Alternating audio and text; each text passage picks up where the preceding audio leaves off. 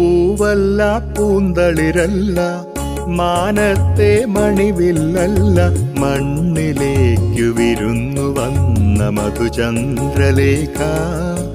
ഇവളെൻ മനസ്സിൻ തന്ത്രികൾ മീട്ടും വീണാഗായിക, ഇവൾ വീണാഗായിക. പൂവല്ല പൂന്തളിരല്ല, മാനത്തെ മണിവില്ലല്ല, മണ്ണിലേക്കു വിരുന്നു വന്ന മധുചന്ദ്രലേഖ. ഇവളെൻ മനസ്സിൻ തന്ത്രികൾ മീട്ടും വീണാഗായിക, ഇവൾ വീണാഗായിക.